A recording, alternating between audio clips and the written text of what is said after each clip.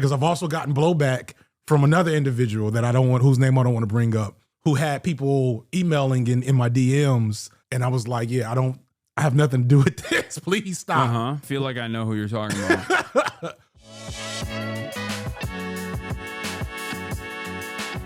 Oh, F.D Signifier is here. Doors open. Hold on. Yeah, I'm back in the giant Hasan mansion. Yeah. Yeah, you're back. You're back in the bunker. This house is bigger since the last time I was here. The socialist mansion. Yeah, it grew larger, and it's also more expensive now because every time my haters grow by numbers, the house value goes up. Now they say I have a $10 million home. Now I have a $10 million castle. Yeah, of course. Yeah, I'm not gonna talk about. I did buy a home not long after I left you. Oh no. But I'm not. I will be off social media about my house, and also I put kids in this. People give me a pass. Just have kids. Once you have kids, no, they will not give me a pass. They'll be like, they'll say socialist, but had a child in a capitalist world and is like damaging the environment. Gosh, I will say, because I put my family in this house. Like my family comes and stays with me for months on end. You know what I mean? They don't give a shit about that. Right. Yeah. It's like I take care of my family, and they still. There's like AI articles written about how my dad is a billionaire. They say that my dad is a billionaire, and that he used to hang with Elon Musk's dad. Yeah. He's one of the richest people in Turkey. They say. Yeah, wild business. Yeah. The hate for you. Like I knew there was hate for you when I was here last time. I've known that for a while. Yeah. It definitely has increased, and it's gotten. How are you doing? I'm doing all right. I'm doing great. You're having a moment. You're having a moment. Yeah. It doesn't really go anywhere. It's because especially because it's always the same shit. Yeah. And it's always like incredibly frivolous. Yeah.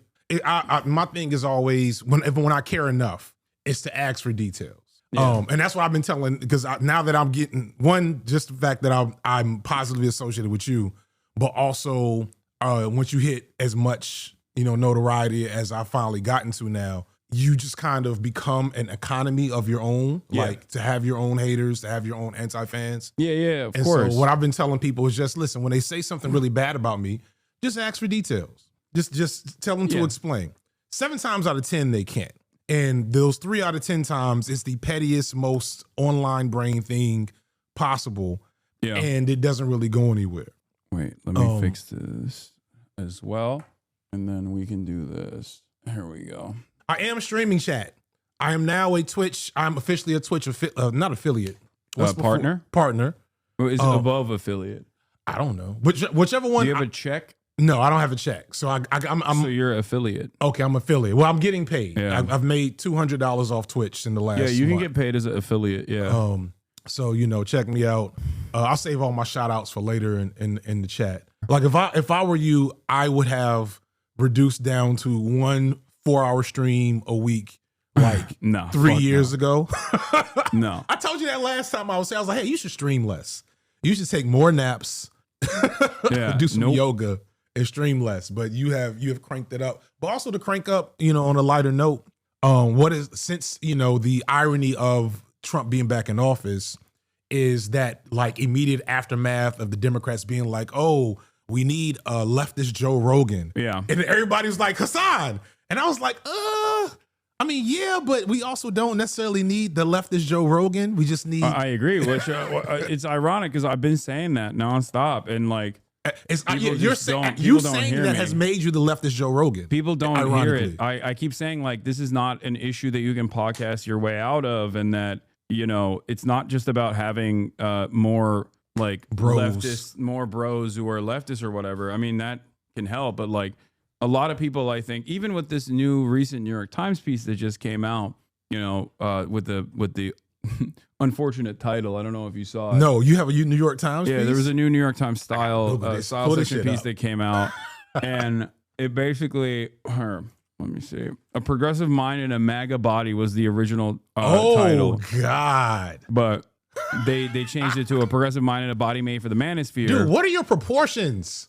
No, I don't know. Even in real life, seeing you kind of being this proportion, it's still jarring. I guess. But yeah, this was a long. I mean, it's an 11-minute long article, and it mostly focuses on the aesthetics of me being like a bro, right? And not really about like I think a fairly significant part of this equation, which is like what I'm saying, how I speak to the issues that Americans experience. Yeah, I think part of the reason why they do that is because it would have to come with the recognition from the New York Times that, you know, the Democrats are bad. Well, they'll say that. They'll usually say that from a right-wing perspective. They'll say that like, well, New York Times I know is a little less progressive, but like the more progressive criticism that goes to the Democrats is like the Democrats are losers or they're losing, right? They're not winning, but no one wants to say these things we're doing are bad for people, and that's why people have rejected us. And no amount of bros, no amount of you and what's the kind of fat white guy? He's a comedian. Tim Dillon. Sure. There's a bunch of. You're like one of 3 white people I know. That's famous. It's Stavros. Stavros, Stavi, baby. Like no amount of you and Stavi and insert some other cool guys here, like on a podcast is going to motivate the average. You know, because one of the things I brought up in my limited analysis of the election is that a lot of white dudes just stayed home and they're not engaged online. They're not engaged with politics. They don't actually know shit. The ones that did go out and voted for Trump. And the ones that, but that's like a unique, like even now, like I think it was really useful to point out that Trump has never had a popularity above like 50. Above like 40. Post-election he did, but that went away very quickly. Right. So he's never had high popularity, but he does have his fans and his sycophants and his followers and his evangelical wing. But like most regular people are repulsed by Trump, but not repulsed. That most regular people are indifferent because a lot of the things that he represents that other people see as problems, they're like, that sounds kind of bad, but whatever. You know? And so like those people aren't going to be motivated by culture war stuff. They're not going to be motivated by, you know, political theater. They're thinking about basic needs being met. The rent affordability is my job. Even the people that voted for Trump, that especially like I think a lot of Gen Z men certainly had like that culture war attitude. But a lot of Gen Z men also, and a lot of like younger people were like, I'll give this a shot in the dark, in the same way that they did in 2016, where they were like, I want to break the system. Right. The system is not helping me. I want to break it with a mallet. Yeah. And that's why I'm going to vote for not the person who represents like the system, elite, who's telling us this is working fine. Just let us keep doing our job. And how do you get to that? You get to that level. You find a new base of support by getting young men on board, because young men that were too young to remember how shitty the Trump administration was are willing to also entertain that notion. Right. This is a resentment towards institutions and status quo politics that led to Trump winning in 2016. It was something that I kept repeating in the build-up to this last election, where I just kept saying like there is still, like, people were talking about the economy having a soft landing. And I was like, dude, in 2016, the economy was significantly better than it is now, and people still voted for Trump because it wasn't good for them. Right. You're looking at the wrong metrics. Yeah. You're not looking at the anxiety that people feel. I know that that's like a trigger word almost, where people go, oh, white men and economic anxiety. But like, yes, white men who have racist tendencies, or white people who have racist tendencies, are far more susceptible to leaning in the direction of culture war resentments if they also have a lot of instability. Yeah. If they also are recognizing a lot of instability in their lives. Yeah. So the best way to combat that is by giving them something. Yeah. And the Trump administration gives them something. The Trump administration says, we are going to further undermine the people that are beneath you, that you see as beneath you, and that will magically elevate your status, like the LBJ quote, right? Right. White America's like badass kids. And you just kind of have to, well, I'm thinking about like as a teacher. Yeah. Right? When I was a teacher, I knew who my badass kids were. Yeah. You mean like bad kids? Badass kids. You mean badass? Like, what do you mean by badass? You mean like bad kids? Like Well, yeah, like bad. Yeah, bad like kids. bad kids. Yeah, because badass is like positive connotation. Yeah. Yeah. I don't know if I've ever used badass in a positive connotation, actually. Well, white people use badass. I know. But I do know that that's like radical, a white. Like radical. Yeah. Radical. Yeah. No, badass. No, badass is, I do understand. You mean like asshole. You're code switching for me now. Yeah. You mean like asshole kids. Yes, Yeah, asshole kids. Yeah. So asshole kids exist in every class. And like, a lot of my commentary about like the race politics of this has, been unpopular for reasons I understand. And some of it I amended in that last video, but I'm still of the mind, like when I say like, I'm not confident in AOC, not for any other reason than she is not a white man. Right. Mm-hmm. And so I think the psychopath y'all have running this state is probably who's going to win the I hope the not. nominee. He sucks. I do too, but again, white people are badass kids, so you have to jingle keys like there's a classroom with 30 people, and 13 of them are these badass kids, and you have to teach your lesson. You got to get through the class session. You can't call the principal to come get them because that's not something that happens in high need schools. You have to get them through the classroom, and you're counting on getting these 17 other kids to meet the standard, whatever else. So you have to design a lesson plan that neutralizes the badass kids. You have to figure out what's going to get them to shut the fuck up and chill out. Is it a video? Do you give them comic books? Do you turn on some music? Do you sit with them? Like I've had and this is not, this is actually with white kids when the 1 year that I taught white kids, where I would have like 2 different lesson plans designed. One lesson plan for the kids I know that I could work with autonomy, and then like a whole section of my freaky, like out of their mind kids, and we're just having a roasting session, and I'm calling it learning figurative language. Like literally, I've done that before. Yeah. That is you gotta throw meat. You gotta throw meat in their way. I understand that. What I believe is that if you can earnestly communicate, set up your enemies, and actively go after them, you can overcome you can basically overcome those issues by just being like, listen, dude, I get it. Okay. You're afraid. Well, guess what? Donald Trump didn't fix your life. Democrats certainly up until this moment have never even entertained fixing your life.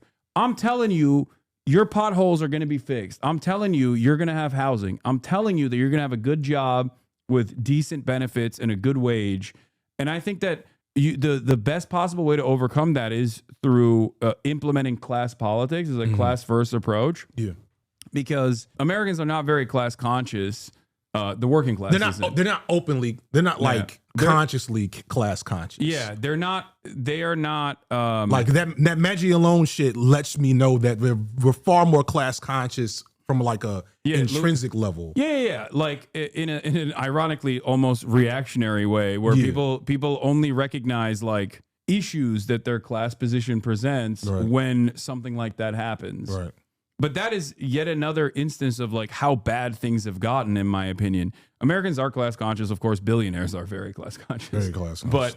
But my point is like someone going about a class first political message can get a lot of leeway that way and not fall into the same traps. But that would require, unironically, attacking Democrats as well. And almost like a reverse Trump, like a bizarro Trump, where you have someone who's charismatic enough, who's willing to just like attack the media, willing to attack other institutional Democrats, and willing to declare even members of their own party as enemies. And I think that would be the first time I would like, just hearing you say that, I'm like, oh man, imagine somebody running as a Democrat that admitted that they suck and pointed at the ones that suck openly. Yeah. That would actually be immediately effective. Yeah. And that's also the scary thing about populism, is that populism is like an incredibly useful tool that has like the lowest barrier of entry. Yeah. If you're charismatic, and that's why I'm scared of this guy here in California, because I don't know if he's all that charismatic. I haven't seen enough of him, but he looks the part, and he's clearly his policies and his messaging is so dog shit though. That's the reason why I think he's gonna fail. But look, so you know him now here, you know these things. Yeah. But he could be a whole different person in 4 years from now, or 3 years from now, and that person running for president with the right messaging could easily use the same populist approach. Yeah, to hit the Barack Obama lines, like right. We're a divided America. This is not a red America or a blue America. This it's is the one United America. States of America. Exactly. Yeah. With that, I watched your video the other day with a little Schadenfreude. We're doing news. I was about to because I just watched your Daily Wire Schadenfreude video where everybody's channels are dying. Why are Morgan Cooper, is that her name? Something Cooper? Brett Cooper. Brett Cooper.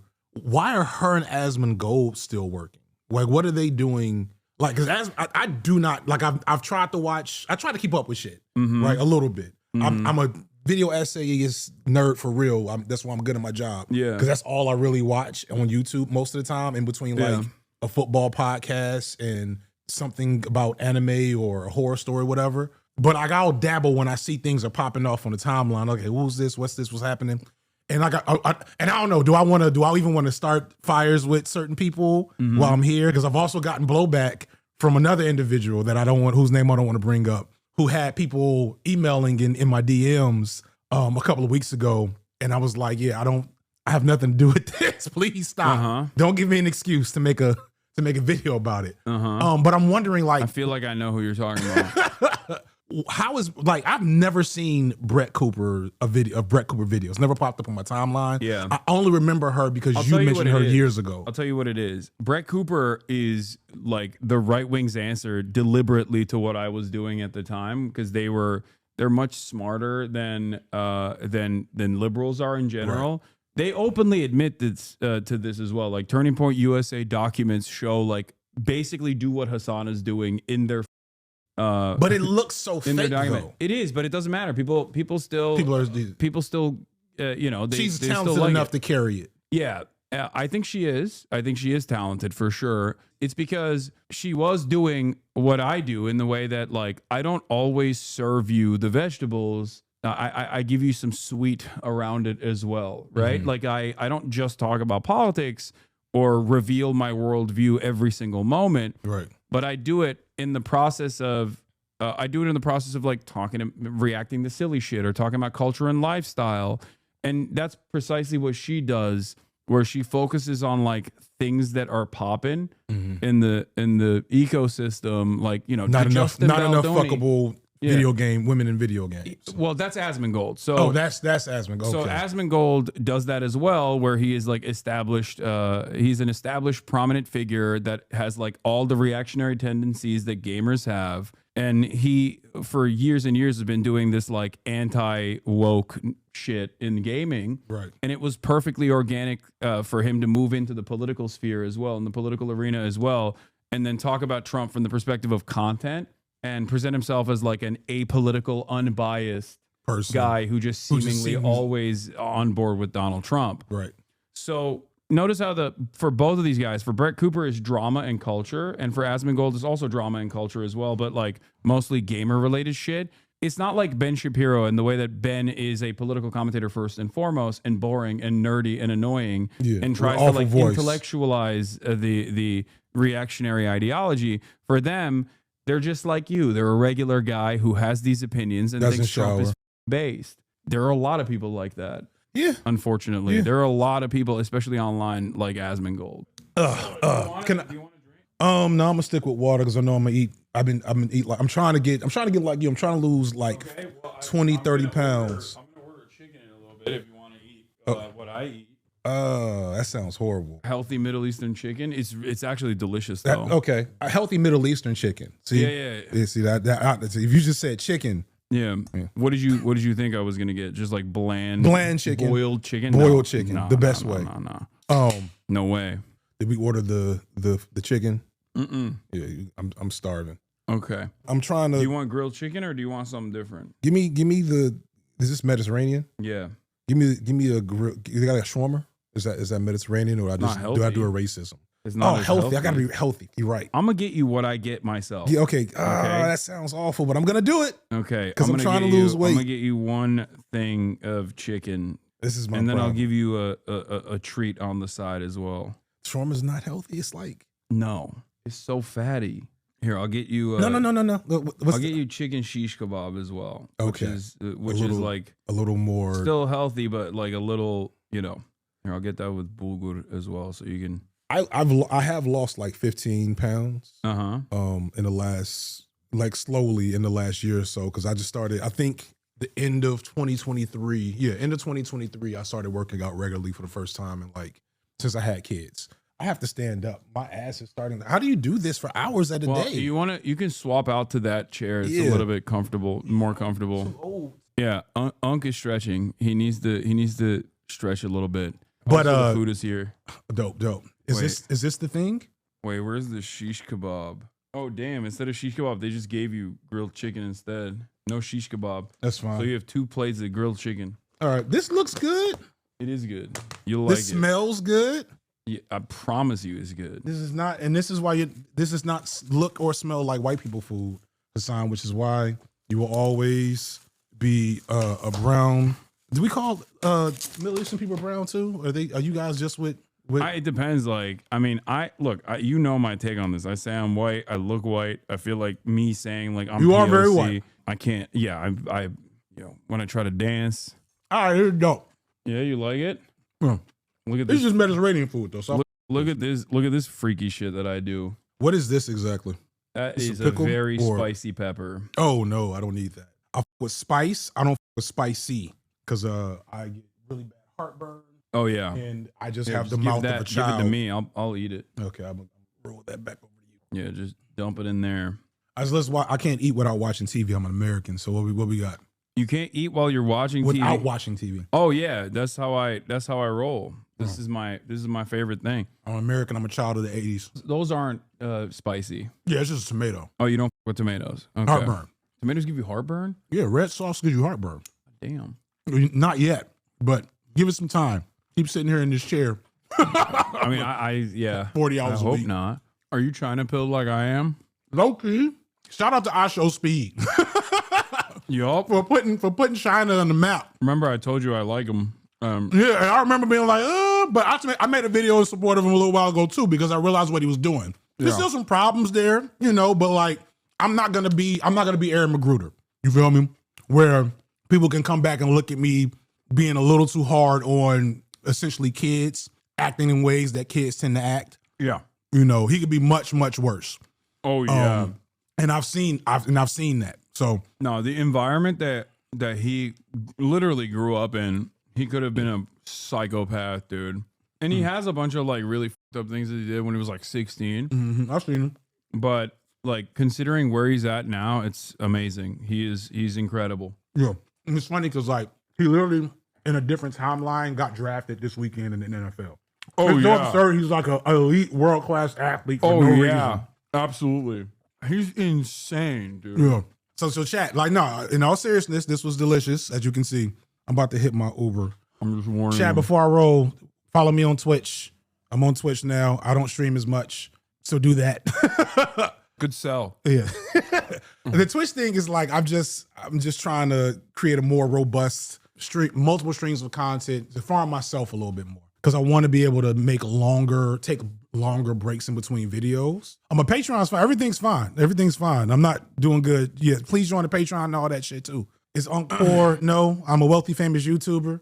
My house isn't as big as Hasan's, but it's close. But I don't live in California, so it's much more cheaper. I thought you said your house is bigger than mine. It's maybe yours is, I don't know, maybe it's because it's not unfamiliar, or maybe yours is more open. Like this is definitely a guy's house. Whereas like I wanted to make sure there was a place where I knew the kids would be. I have a question for you. Yes. Black culture question. Oh, okay. You get one. Do you know the Crash Dummies podcast? No. You might have seen their TikToks.